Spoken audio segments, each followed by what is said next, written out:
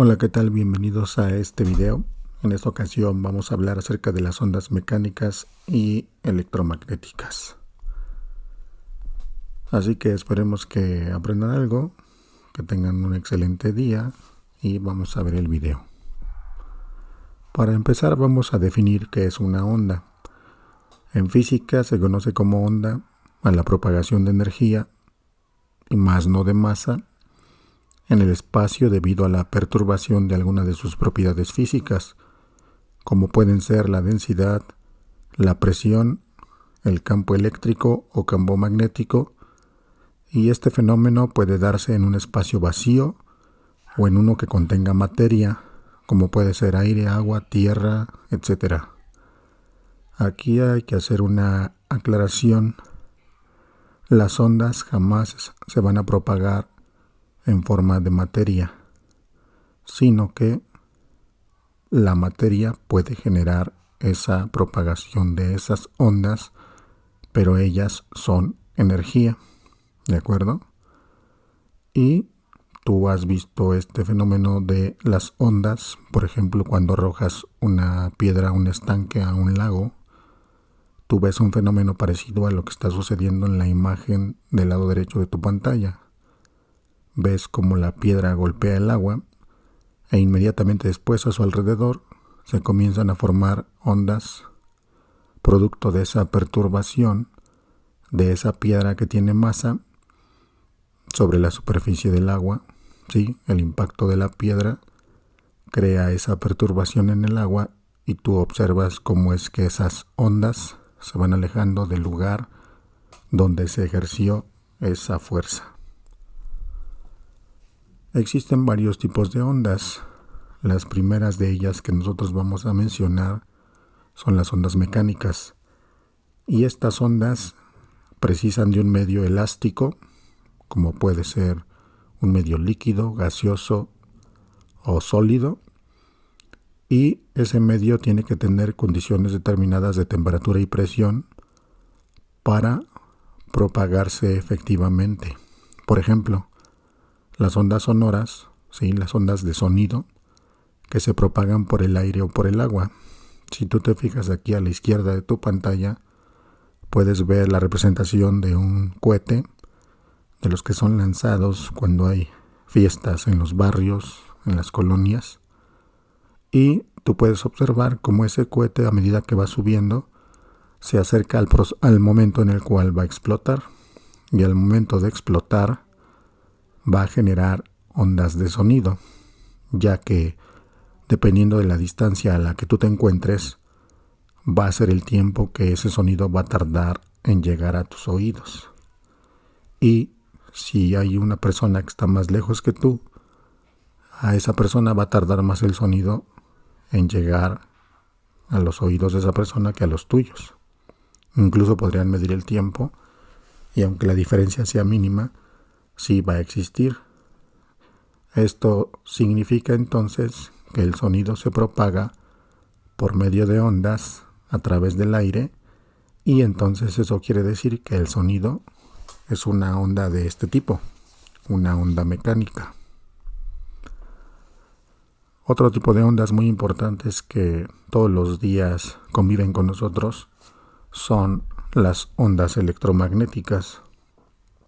Estas no requieren de un medio material porque se pueden propagar en el vacío. Recordemos que en física al vacío se le llama a todo aquel espacio donde se supone que no existe materia. ¿De acuerdo?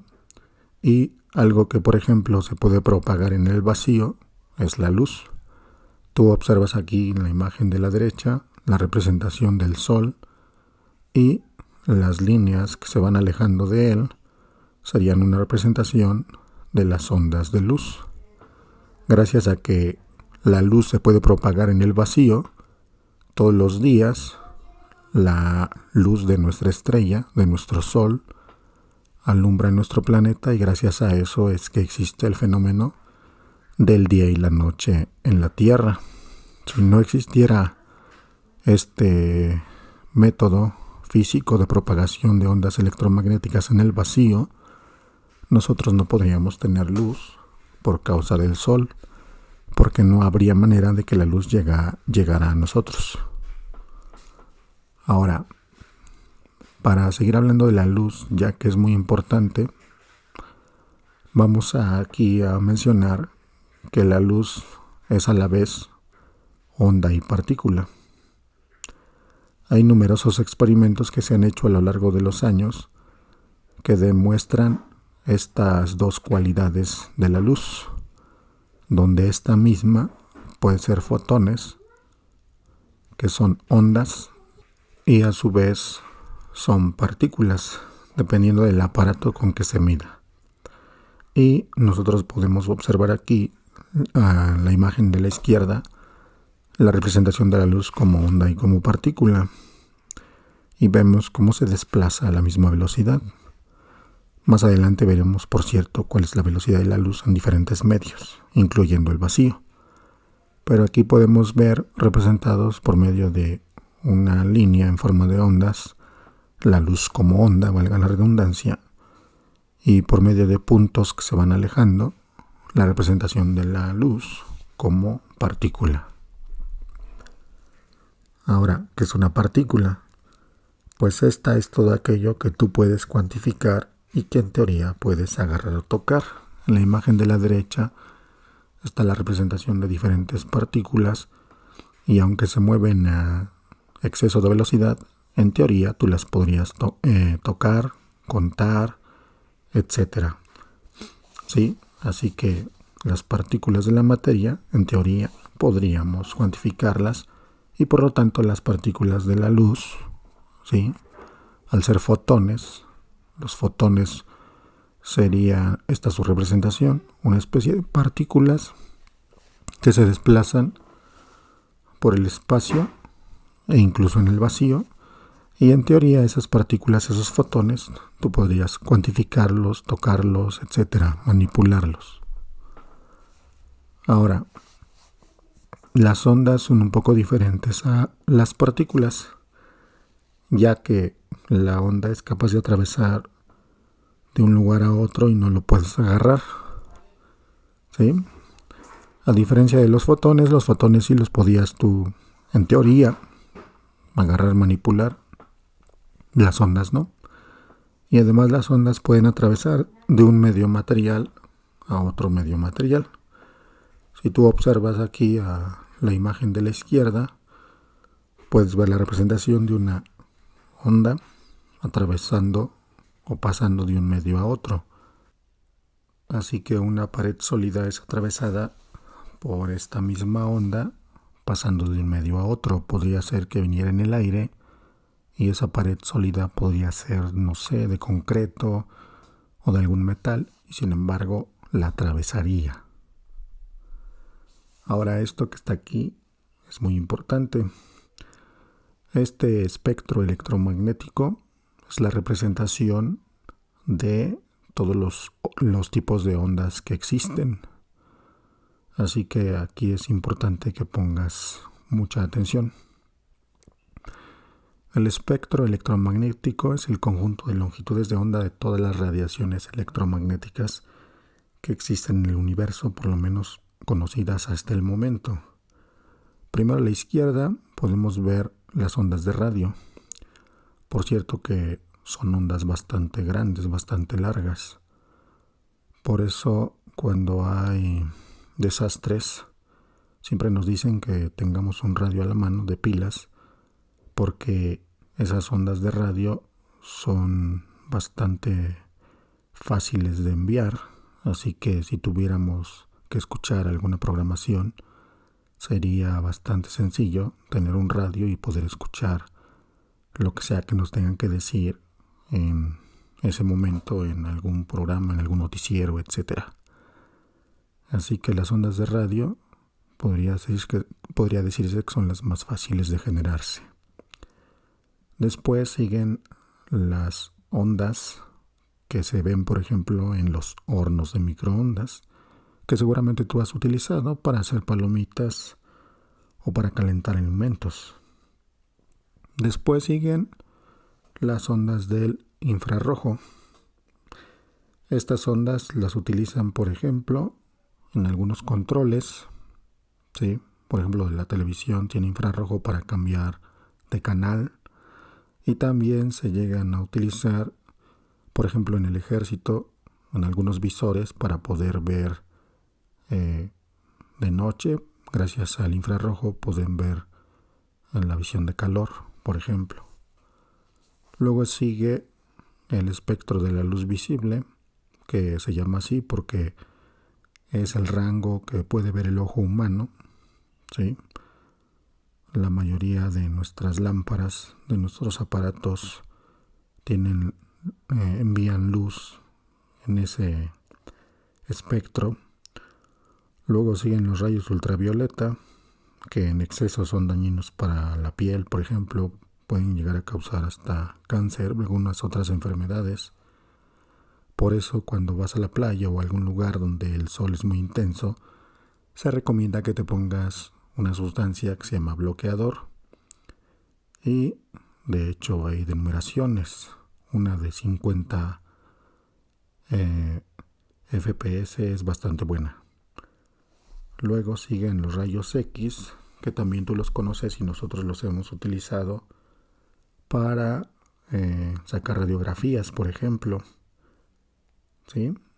Así que en el aspecto de la medicina, los rayos X son bastante amigables, porque gracias a ellos podemos saber si hay fracturas o algún tipo de daño que esté dentro de nuestro cuerpo y que de otra manera no lo podríamos detectar o no tan fácilmente.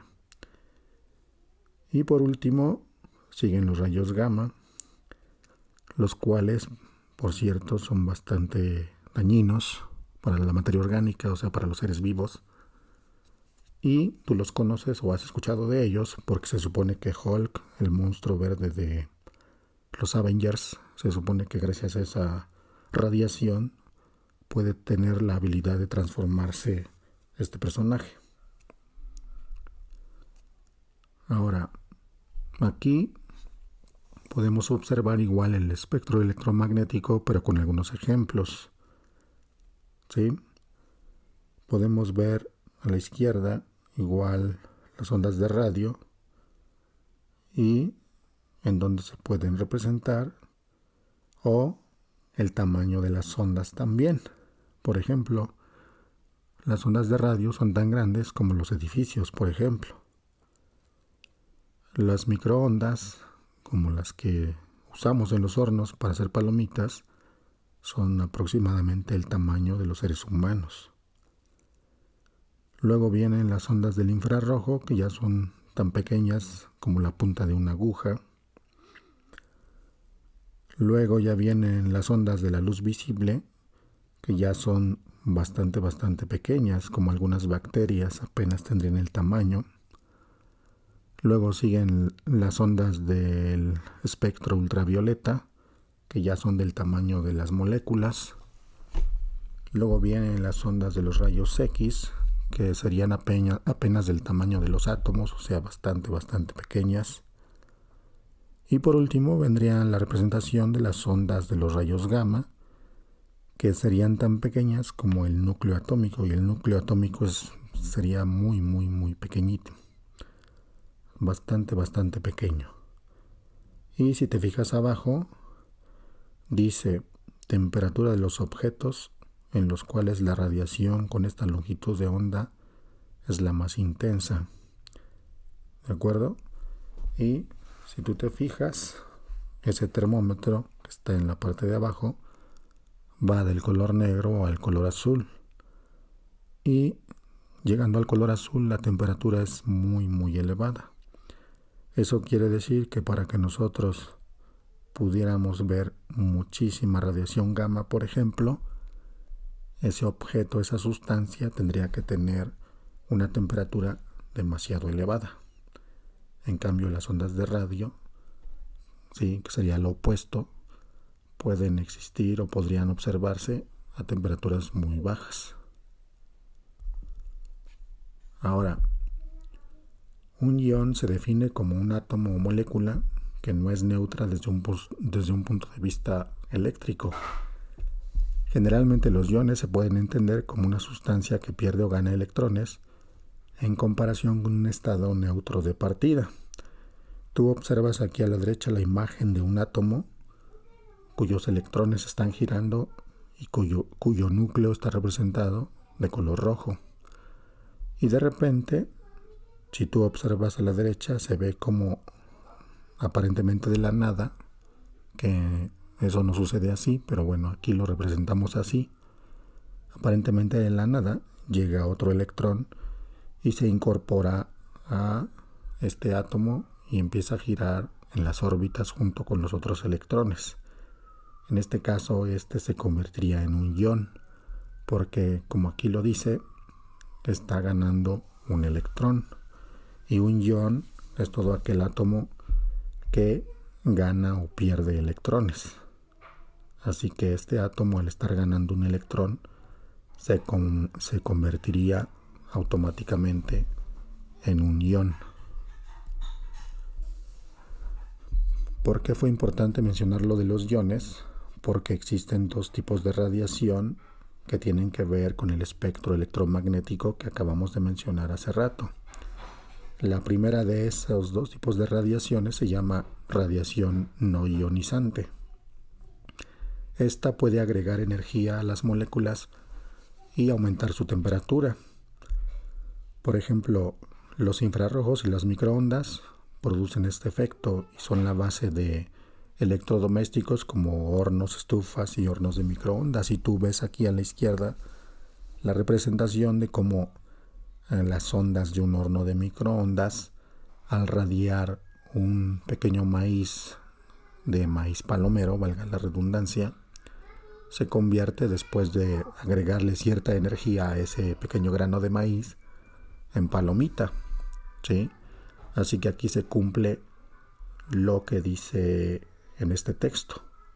La radiación no ionizante puede agregar energía a las moléculas y aumentar su temperatura. Y al aumentar la temperatura de este grano de maíz, hace que se convierta en palomita. Ahora, el otro tipo de radiación es la ionizante. Y en el espectro electromagnético, esta radiación corresponde con el rango de altas frecuencias y bajas longitudes de onda.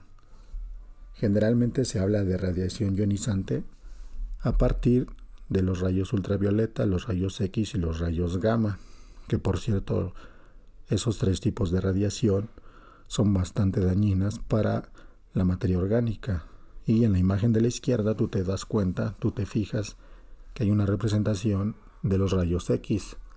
Y gracias a esa radiación se puede ver, por ejemplo, la estructura ósea, o sea, el esqueleto de la rana, y el interior de las plantas, por ejemplo, de las hojas, que están aquí a la izquierda. Ahora, la radiación ionizante sobre la materia orgánica es peligrosa para los organismos vivos, incluyendo, por supuesto, el cuerpo humano, ¿sí? Nosotros también estamos expuestos a esa radiación y es bastante peligrosa, pero al parecer los bajos niveles que existen en el ambiente no parecen hasta el momento suponer un problema.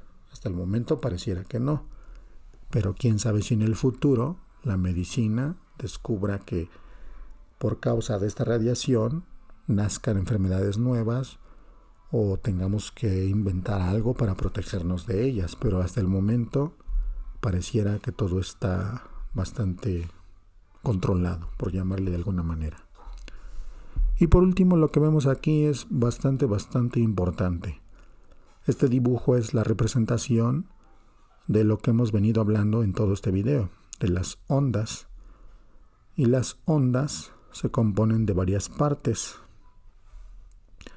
Primero, las partes de arriba, ¿sí? Si tú te fijas aquí en la imagen, las partes altas se llaman crestas, ¿sí?